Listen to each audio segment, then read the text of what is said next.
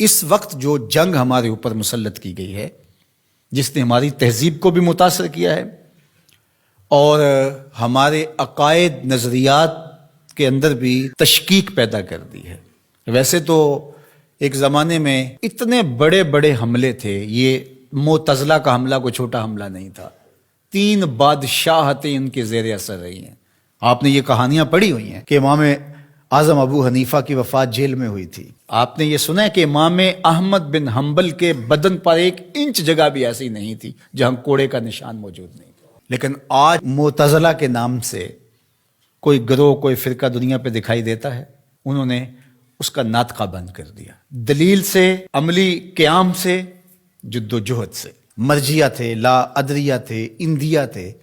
اب آپ کو یہ غیر مانوس لفظ لگ رہے ہوں گے، کیا قدریہ، کیا جبریہ، کیا معتزلہ۔ ایک زمانے میں ان کا طوطی بولتا تھا، باطنیوں کا طوطی بولتا تھا، کرامتا کا طوطی بولتا تھا۔ یہ اتنے غالب آگے تھے کرامتی کہ طاہر کرامتی نے کعبۃ اللہ سے حجر اسود کو نکال لیا اور کئی سال تک کعبۃ اللہ بغیر حجر اسود کے رہا۔ لیکن وہ زمانہ تھا کہ پھر بھی لوگوں نے قربانیاں دی، لوگوں نے علمی محاکمے کیے، علماء نے تدبیریں کی، سلاطین اسلام کھڑے ہوئے اور مقابلہ کر کے اسلام کی اس قوت رفتہ کو بحال کیا۔ اس وقت جو سب سے بڑا حملہ ہمارے اوپر ہے وہ لادینیت کا حملہ ہے، الحاد جدید کا حملہ ہے۔ اس وقت دنیا کی لادین قوتیں الکفر ملت واحدہ کی شکل کے اندر کھربوں روپے خرچ کر رہے ہیں کہ مسلمانوں کو کافر تو نہیں بنایا جا سکتا، لیکن ان کو تشکیک میں مبتلا کر دیا جائے، ان کو مسلمان بھی نہ رہنے دیا جائے،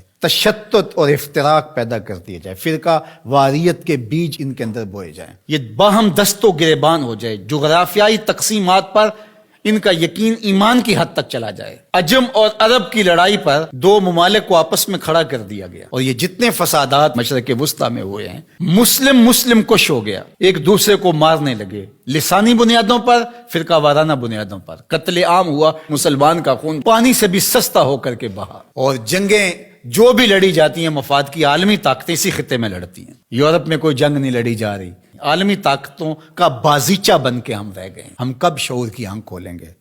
کب ہم بالغ ہوں گے؟ کب بڑے ہوں گے؟ اور اس وقت الحاد جدید کا فتنہ جو ہے وہ سر چڑھ کے بول رہا ہے، اور ان کا سب سے بڑا واد اقلیت پسندی کا نعرہ لگاتے ہیں کہ جو چیز ہے جی اس کو عقل ہی نہیں مانتی تو ہم کس طرح تسلیم کریں۔ اور اس میں سب سے بڑا حملہ جو ہے ان کا معجزے پر ہے، جو کہتے ہیں کہ معجزہ جو ہے یہ نہیں ہوتا، وہی پر حملہ ہے، کیونکہ یہ بنیادوں کو ڈھا دیا جائے گا تو عمارت خود بخود گر جائے گی نیچے۔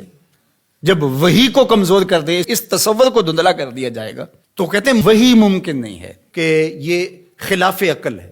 دنیا کی کتنی چیزیں ہیں جو انسانی عقل میں ابھی تک نہیں آئیں۔ آج سائنس اور ٹیکنالوجی کی سلطنت ہے پوری دنیا کے اوپر، اور اس کے ذریعے سے آپ کہتے ہیں جی بس آج تو جو تجربات کی روشنی میں چیز حاصل ہوگی اسی کو مانیں گے، اور اس کے علاوہ جو سمجھدار ہے، پڑھا لکھا شخص ہے، دانشور ہے، وہ کس طرح اس کو مان سکتا ہے جو عقل انسانی میں یہ چیز نہیں آتی ہے؟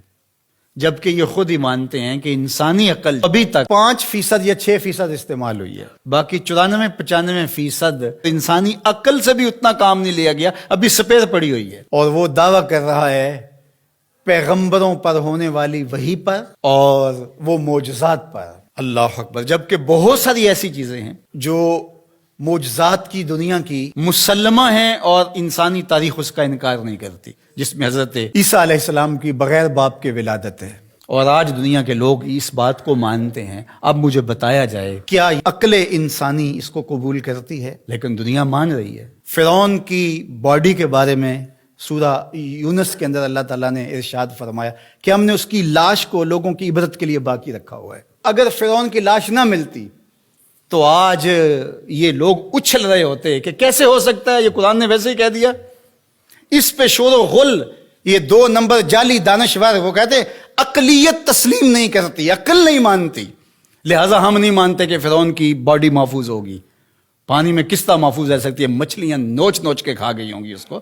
یہ کٹھ ملا، یہ پرانے لوگ یہ کیا کہانیاں بیان کر رہے ہیں؟ کیسے ہو سکتا ہے؟ قرآن کے نزول سے 2000 سال پہلے کا واقعہ تھا، اور پھر نزول کے بعد 1250-1300 سال تک یہ سلسلہ باقی رہا۔ تشکک، عقلیت پسندی کے بخیوں جڑ کے رکھ دیتی ہیں یہ چیزیں اگر غور کیا جائے۔ تو کہتے ہیں کہ یہ ممکن نہیں ہے. تو معراج کے واقعہ کا انکار بھی اس لیے کیا جاتا ہے. معجزہ ایک زندہ حقیقت ہے، اور میرے اور آپ کے آقا و مولا کا سب سے بڑا معجزہ قرآن ہے، اور دوسرا بڑا معجزہ جو میرے حضور کو دیا گیا وہ معجزہ معراج ہے.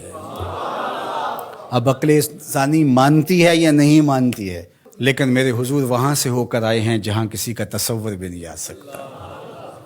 اللہ اکبر. سی معراج راز محبتاں دا نہیں سی کسے دی سمجھ وچ آن والا، سدیا طالب تے گیا مطلوب ہوتے، جبرائیل سی صد لے جان والا، بازے آخ دے بن دروازیاں تو کیویں پہنچیا عرش تے جان والا، ابر عقل نو ایتھے دخل کیے جانے جان والا یا لے جان والا.